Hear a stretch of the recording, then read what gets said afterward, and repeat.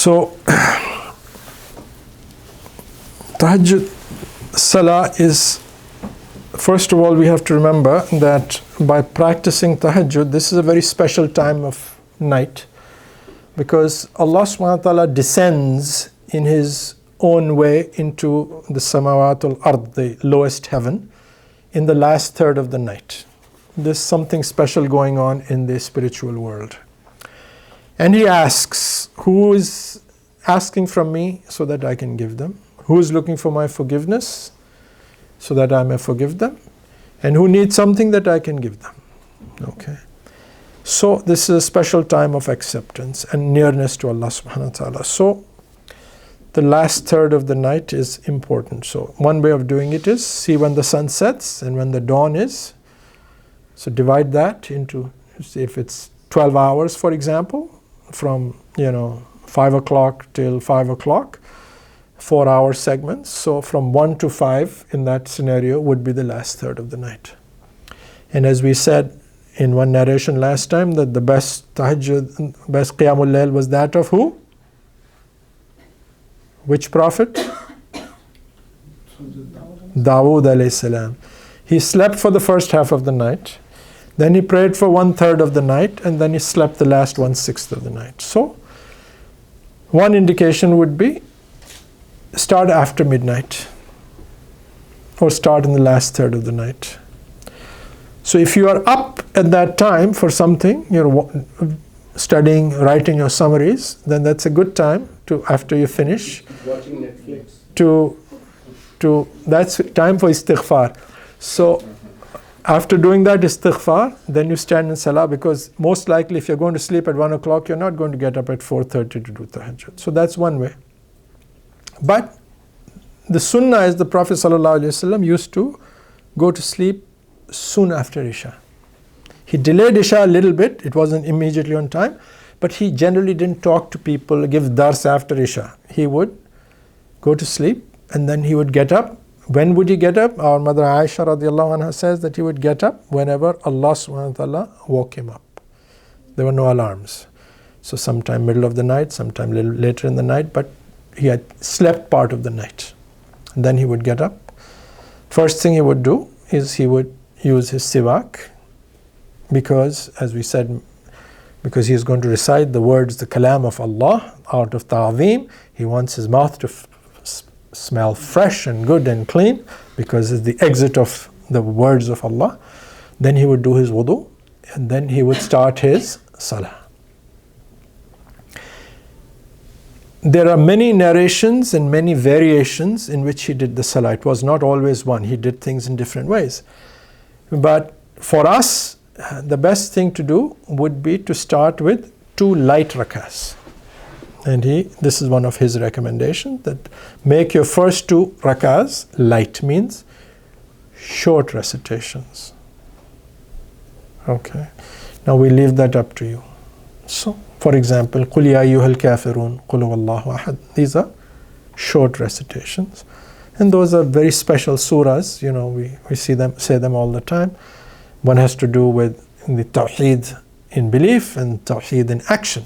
So the Prophet ﷺ frequently combined them. Remember, after you went for Hajj, what do you use in Maqam Ibrahim?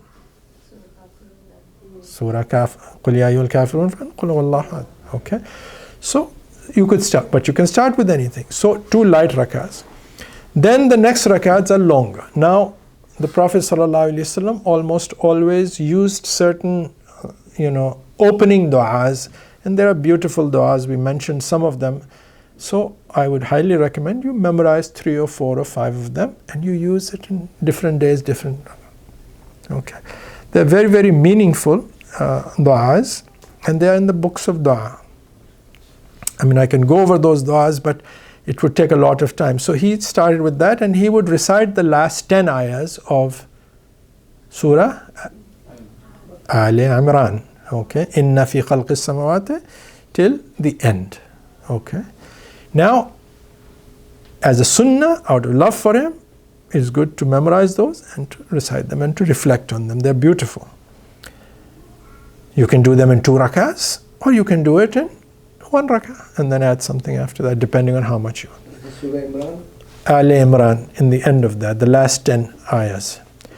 So that's, or you can recite whatever you have memorized. Okay, so you say, well, I'm not going to do it till I memorize this. No, use what you can. So too short, too longer, too shorter, and that's it. So 8 rakahs if you want to do that. Or you can do just 2, or do 4. Whatever your heart, you feel comfortable and you feel joy in doing. Okay. Recite them slowly. Reflect on the meaning, especially Fatiha, the opening du'as. What am I saying? Because then only you can have focus. If you're going like a parrot just from memory and you don't know what you are saying, it will not have the same impact on the heart. Okay. Now, hopefully you will memorize some of Surah Muzammil and Muddathir and Iqra, and now you know the meaning. So you attach those words. This is what Allah is saying. And then when you recite one ayah, repeat the ayah, reflect on it, then go to the next ayah. You can repeat each ayah many times. Okay. Alhamdulillahi Rabbil Alameen. And you're reflecting why Allah deserves praise, what His bounties are. And then before going, you can say Alhamdulillah. Then let it come out from your heart, because the more you think about it, you say Alhamdulillah Rabbil Alameen.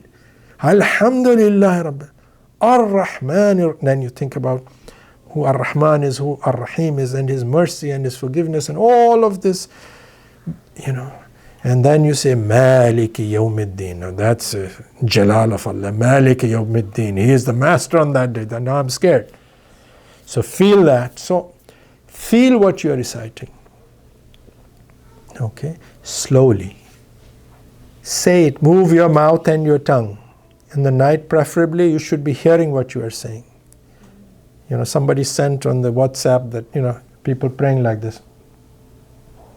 That is not considered proper prayer, because you're supposed to recite at least your mouth and your lips and your tongue should move, even in a silent prayer.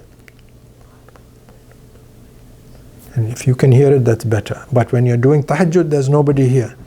So the Prophet ﷺ asked Abu Bakr Siddiq radiallahu anhu, raise your voice a little, so you hear it. So every part of your body is an ibadah. Your eyes are in ibadah by doing what they are supposed to do, which is look at the place of sajda. Your mouth, your tongue, your throat, your lungs are reciting the Quran. That's their ibadah. Your ears are hearing the recitation of the Quran. That's their ibadah. Your hands are crossed here. That's their ibadah. When you're giving shahada, that's the ibadah of this finger. Every part of the body is an ibadah. So fulfill that. Try and fulfill the external arkan and how you... So feel the salah. And that's what, in brief, is what we would do. And you can do either witr before you go to sleep so you don't miss it, or if you know for sure you will get up, then it may be preferable to postpone it as the last thing, because of this hadith of the Prophet ﷺ. And sometimes in the witr, the Prophet ﷺ did continuous, as we mentioned. He would 8 rakah, he didn't sit down. Up, down, up, down, up, down. 8th rakah, he sat down, tashahud. And before doing taslim, he got up one more and did 1 rakah. And then sat down and did salam. So 9 rakah. Okay. And then sometimes he sat and did 2 additional rakah. So 11 rakah. The Prophet ﷺ never prayed more than 11 rakah. So you do that. Less, more, as remember, فَقْرَأُوا مَا تَيَسَّرَ مِنْ. Recite what is easy for you. Don't take a big task which you're not able to sustain. Try and start with slow and then ask Allah to increase the enjoyment, that then on your own you don't want to stop reciting. Okay? You want to recite a little more. And the night goes quickly and you say, I wish the night was a little long. I wish I had gotten up a little bit earlier. Then you'll reset your alarm to another 20 minutes more. Now I can do another 20 minutes more. So that's how it is. And don't worry about the 7-8 hours of sleep. Okay? Because who are you praying to? The one who created sleep. The one who created the system of what the sleep does to the brain. So if you're standing in prayer just ask Allah subhanahu wa ta'ala, Ya Allah, whatever needs to be done in the brain in 8 hours, let it be done in 3 hours and give me 5 hours of worship in front of you. So I wake up after 3 hours refreshed. And there are people who've done with 2 or 3, 4 hours of sleep all their lives. And it's a karama from Allah subhanahu wa ta'ala. Some people need it. Logically, how can it be I'd be so sleep deprived? Yes, because we're used to 10 hours and 15 hours. But what are you going? I said, I'm sleep deprived because I was watching Netflix. Then you will need a lot of sleep. Okay, rebound. So that in brief, if you have any other specific questions about tahajjud. So if you want to make it the other way, is last third of the night, you can get up half hour, 1 hour before Fajr, 5-10 minutes, wudu, prepare yourself, sit for istighfar just to get you, and pray 15 minutes, 20 minutes, 4 rakat, 2, if you've already done witr, or allow that. Then if you find you need more, you get up a little earlier.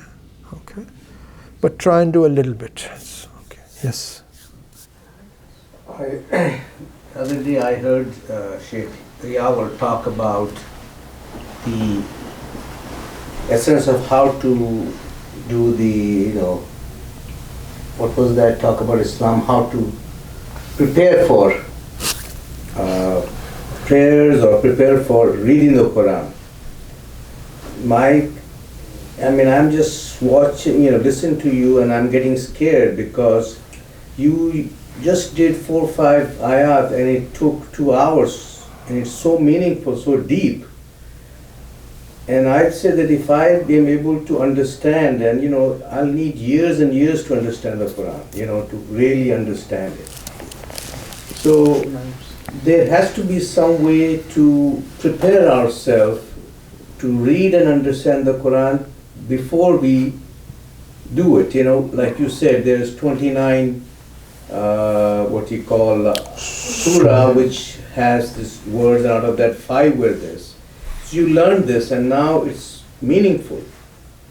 For me to reach this stage, to understand and to know this, there must be some book or something we should read before starting the Quran to understand the structure and the beauty of how it is arranged, so that once we immerse into it, we already know the pathway. Do you recommend that? So we have to understand that we are trying to go into it at a little bit of a depth, not just because translation is available for everyone.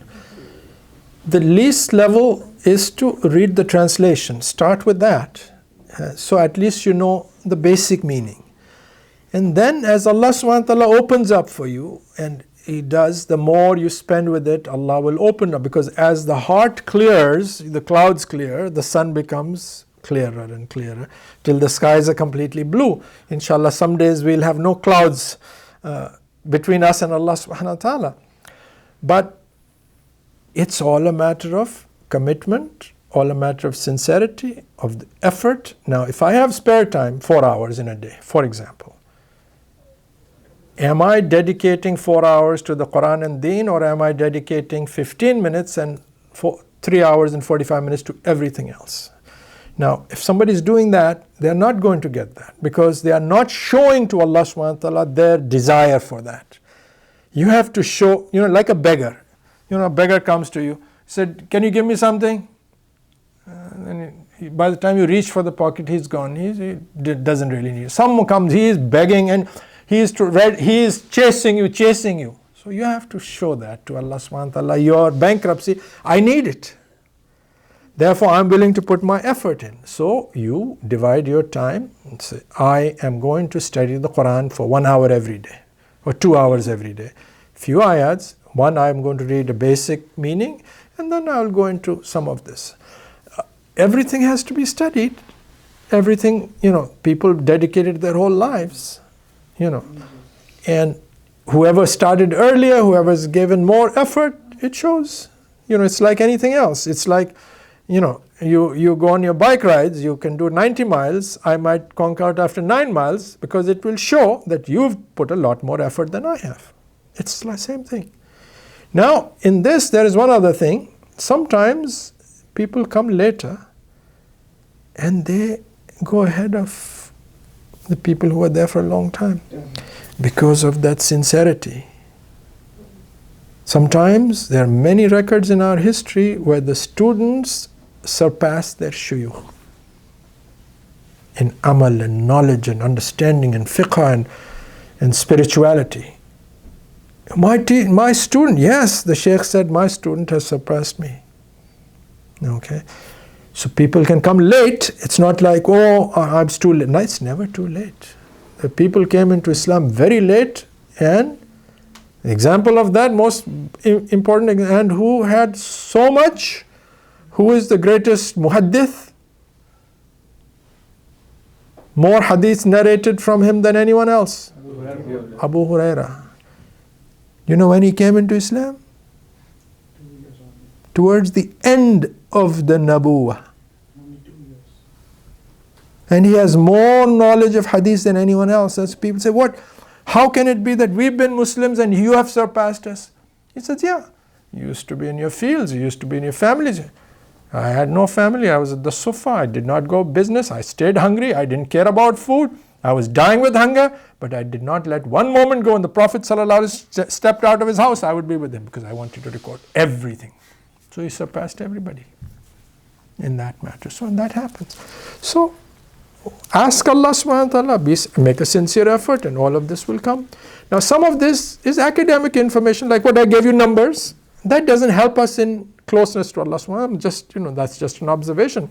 It didn't take much long. I sat through the Quran, I went through, said let me see where all the huruf al-muqatta'at are, how many are this, how many are two, just academic. It's not important, but it's just out of interest. Okay. So you take some ayahs and you act on those.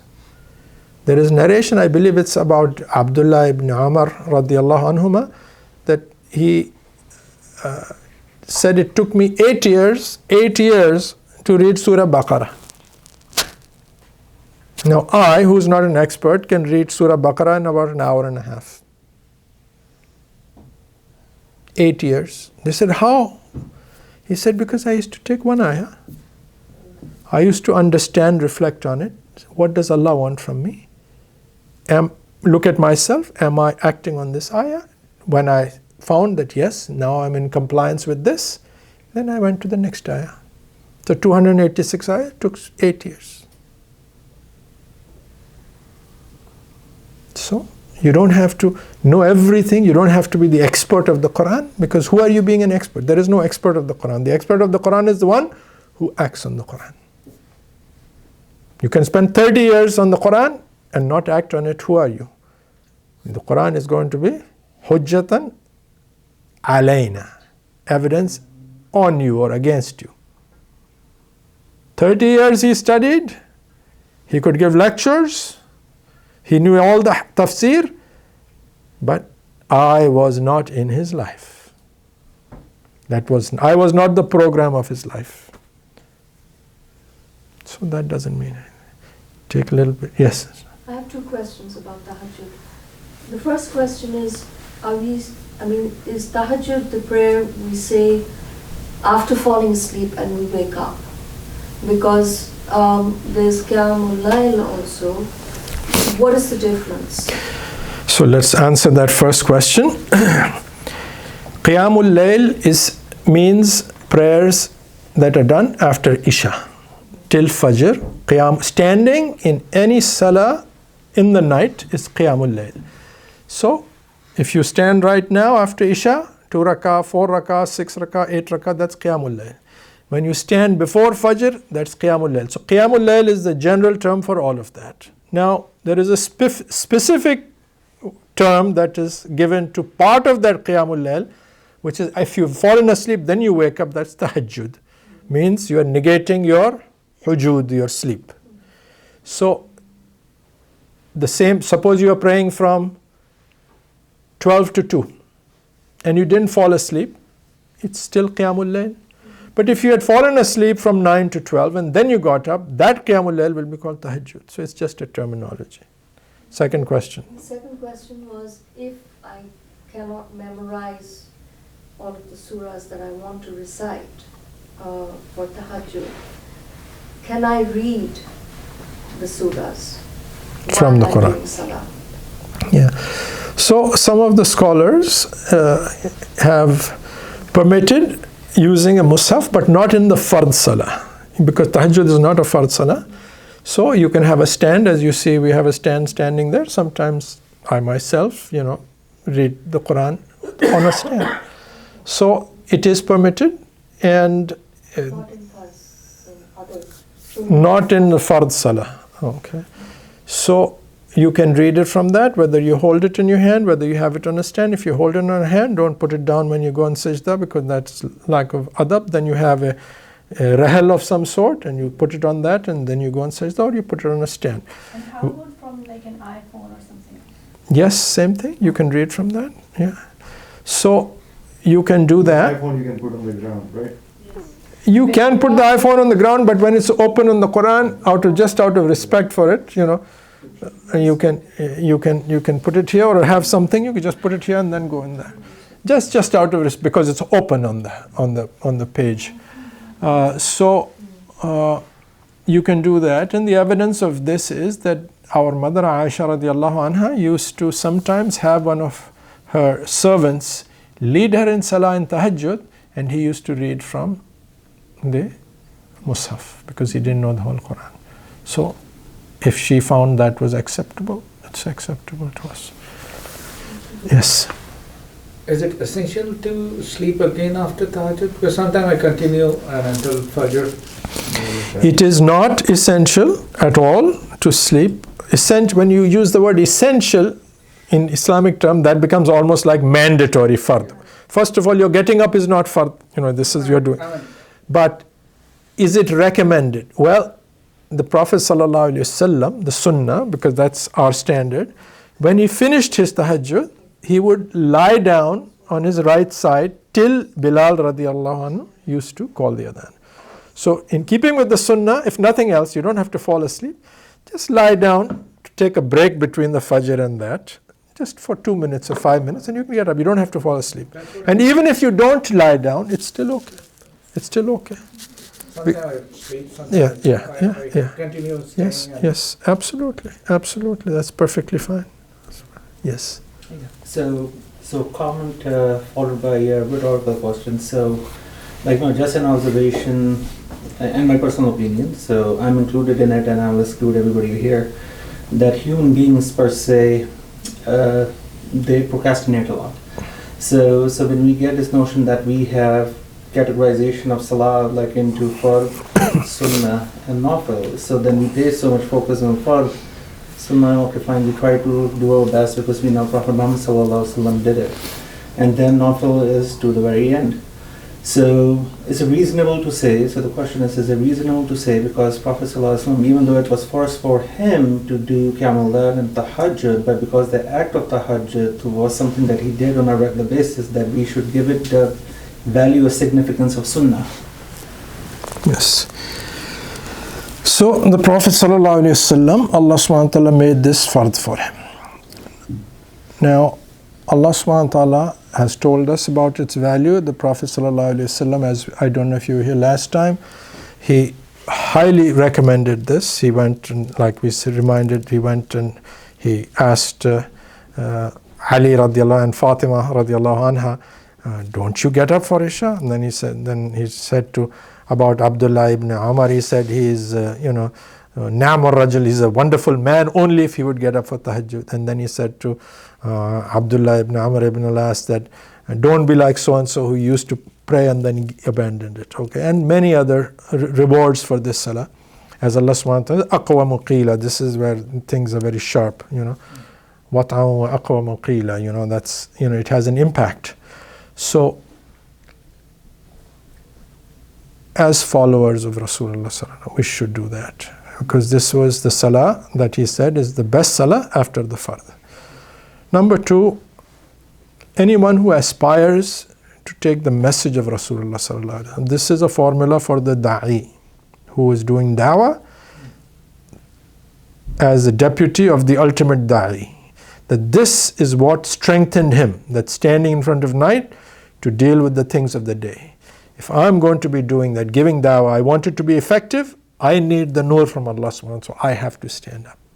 So anyone who wants to be effective in their dawah, this is a requirement. And also our spiritual masters teach us that if you want to make real headway of tazkiyah and fixing your things, you cannot do without tahajjud. Even though Allah did not make it fard, you cannot do without it. So treat it like fard even though it was not fard. Now with regard to tahajjud, so what was the practice of Prophet Muhammad sallallahu alaihi wasallam with regard to witr? Because when we go to Makkah Mukarramah and Medina, we find that witr is delayed, just like Qiyamul Layl for Ramadan. So did Prophet Muhammad sallallahu alaihi wasallam offer witr and then he woke up for tahajjud, or he delayed witr till he had performed the tahajjud? So there is two aspects of sunnah. One is what did he do himself? Two, what he told others to do. Now let's take first the example of two of his closest companions. So one day he asked them. He asked Abu Bakr as-Siddiq radiallahu anhu, start from the top, about his witr. He said, Ya Rasulullah, and I finish my thing, I do my witr and then I go to sleep. After Isha he would do all of that. So he listened.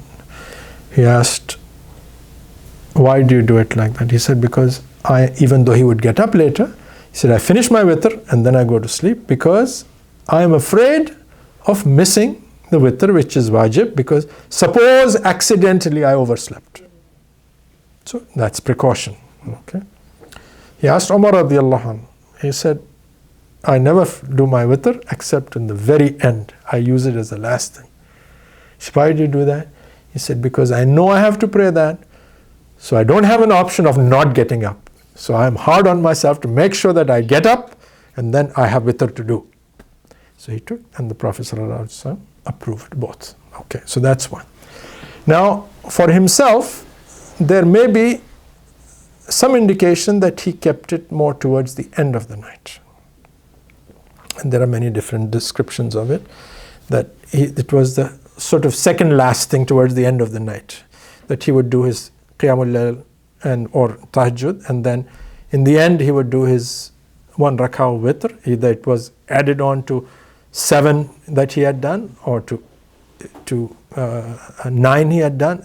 8 he had done, as he had done 8 and made it the 9th, or he had done 6, made it the 7th, and then after that he did 2 extra nafils, sometimes just sitting down. Okay, because some people say witr should be the last, but there is evidence the Prophet ﷺ still did 2 rakat after that, so there's no problem with that. But there is only one witr per night. Okay, so you can't repeat that. Suppose I did in the masjid witr, no, let me do another witr. No, because that witr cancels, is no longer. Now, how to do the witr? Well, witr is odd number, so 1, 3, 5, 7, 9. Okay.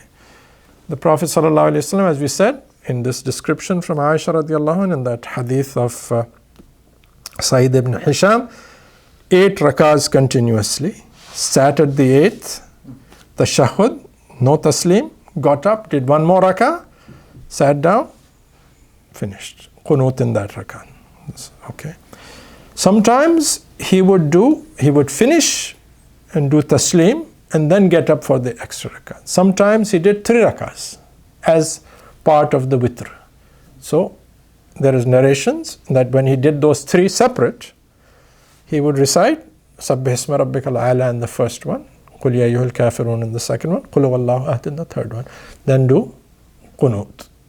Now, sometimes there are record of him doing qunut before, like the Hanafi do, before going into ruku. And there's plenty of hadith that he did qunut after getting up from ruku, like some of the Shafi'i and Hanbali do.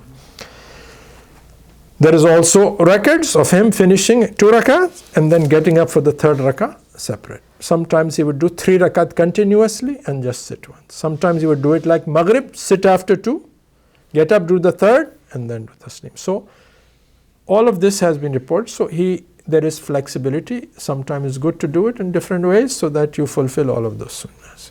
So it's not like who's right, who's wrong, that kind of thing. Okay. So if I do witr after Isha and sleep and go to Tahajjud, we have to do witr again after Tahajjud? No, only one witr. Only one witr per night. So if you finished witr after Isha, You get up for tahajjud, you just do your two, no more witr. If you didn't do witr now, then when you get up for tahajjud, after that you will do witr. Yeah. I'm hungry. Okay. Inshallah, that too will happen. Any other questions? I'm just hungry for knowledge.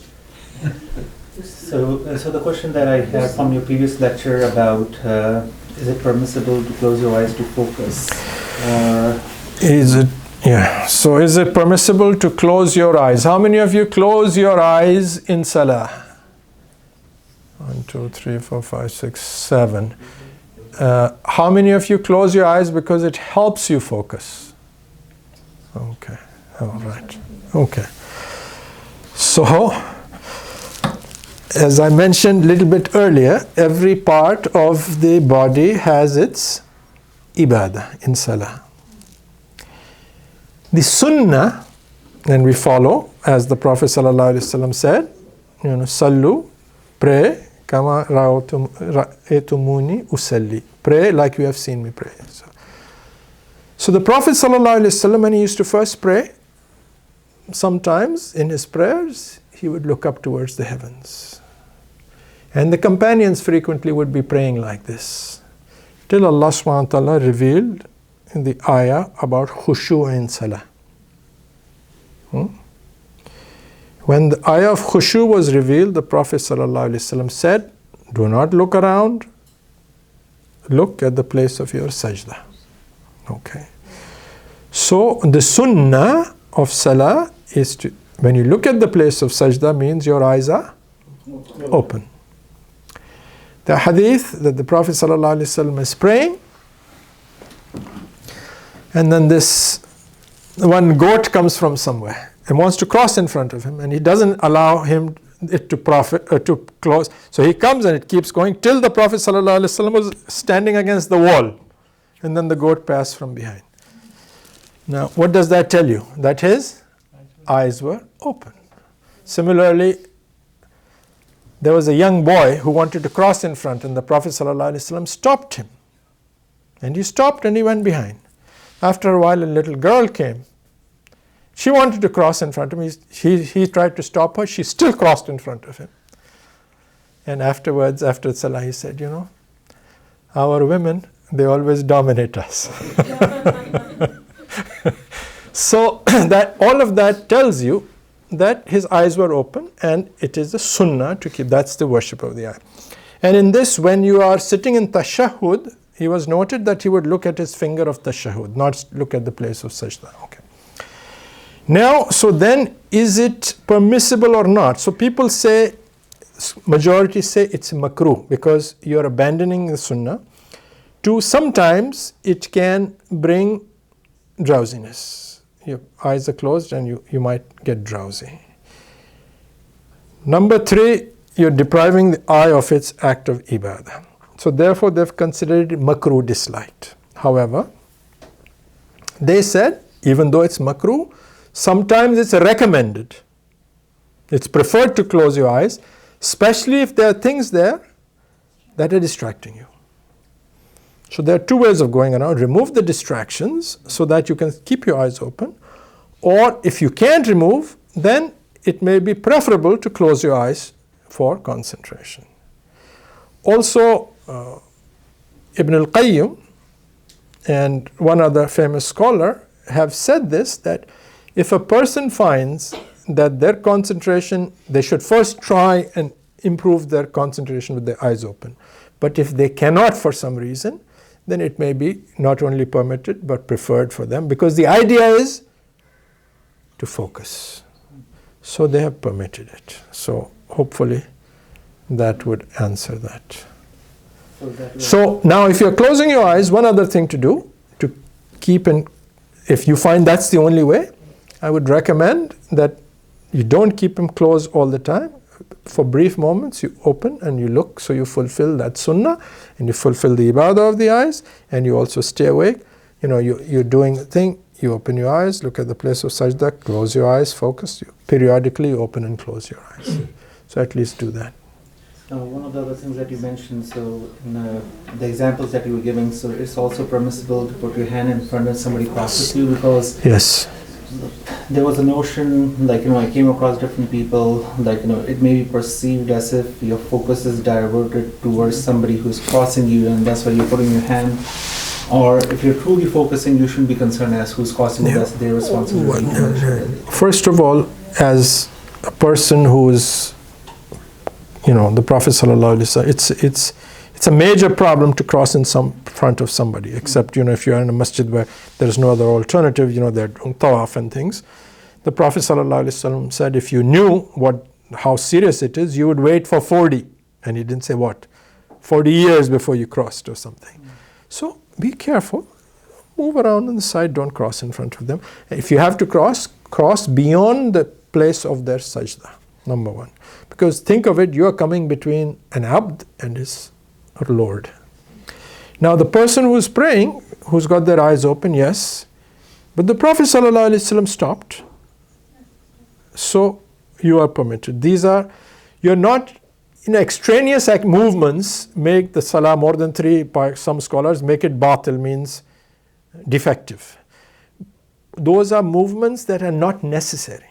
Like we do, fixing this, fixing the hijab, scratching here, scratching here. More than 3 movements unnecessary in the salah make it batil. So khushu means to stand quietly. The Prophet ﷺ, yes, that's for a purpose. You see somebody's wudu broke and they left, there is a gap there, you move to that slot, you fill that, that's a requirement. My question was, when you are praying, sometimes I sway, You should try not to sway. Okay? Because it is khushu' to not move. The Prophet said, it happens all the time. There are all kinds of, I call them rockers. There's one brother who's moved from this area. I never used to pray next to him because every time you stand there, he's doing that. And you're right here, your shoulders rubbing there all the time, constantly. Some people shifting weight, constant. It's just so disturbing, constantly moving. Somebody playing with their fingers all the time. Sometimes I've done this, especially with kids, sometimes with their adults, they're constantly doing this. I'll just move my hand and do this. Just hold it there, then slowly move it back. That's with the purpose, and then they get the idea. Okay. Constant movement, because this is lack of khushu. The Prophet ﷺ saw somebody playing with his beard in salah, and he said if his heart was in sukun, in khushu, his body would be in khushu. Because you stand like a servant stands in front of Allah, motionless. Just like you're giving, when the salute to the general, general is passing, or president is passing, who are, worthless, and you're not doing this. Right? So we pay respect, like we gave the example of the guards outside Buckingham Palace, stand perfectly still. Khushu. External khushu helps internal khushu. If you're internal khushu, then you will be in khushu. But sometimes these things happen. But also learn to suppress certain things. If you feel an itch, don't automatically scratch. Okay, I will focus more. If you feel a yawn coming, yawn. Now imagine what yawn represents. What? Boredom. Now what kind of adab is this with Allah? So you are standing in front of Allah. Just think He's looking at you, and you say, you're bored with Allah? Yawn doesn't always mean boredom. Yawn Generally, also means it's lack of adab. If I'm talking to you, on my face you yawn, that's bad manners. You do this. You suppress it. You can suppress it. Similarly, this happens particularly in Ramadan. People come standing, they've broken their fast with a vengeance, and they come and they will give a big burp. And this is especially in tashahhud. It's lack of adab. Suppress it. That's it. Any other questions? I have seen Imam pray and they I'll tell you. But Imam is a human being. No, I know, but they do this, and people, and especially in the Ramadan, people they move because they're standing for so long. Is to prevent blood clots. They do this. But to prevent blood clot, we do ruku and sujood, and that's why we have imams that can finish 20 rakah in 15 minutes. No blood clot there. अगर किसी को problem हो कोई पाँव में या टांग में, अगर वो मिडल ऑफ द लाइन में खड़ा है, वो तो हिल सकता है ना कि उसकी टांग सो गई है या कुछ हो गया। यस तो फिर बेहतर ये है कि आप पीछे वाली साथ में खड़े हो बैठ जाएं। बिल्कुल साइड में बैठ ले लें, कुर्सी ले लें। दीन में आसानी दी है अल्लाह ताला ने, बैठ के भी नमाज पढ़ी जा सकती है अगर आप खड़े हैं। रकात लंबी है तो आप थक गए, इमाम आप बैठ सकते हैं वहीं, अगर कुर्सी भी नहीं है आप बैठ जाएं। जब वो रुकू में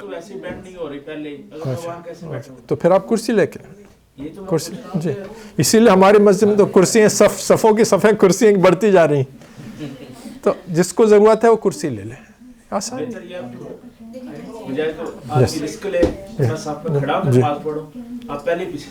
सफ़ उसकी भी सफ़ है, लेकिन साइड में कर लें कुर्सी, या पीछे की जहाँ कुर्सियाँ ही लगी हैं सफ़ में वहाँ बैठ जाए।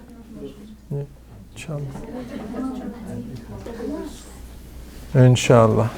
Ilma says, Ilm session is over.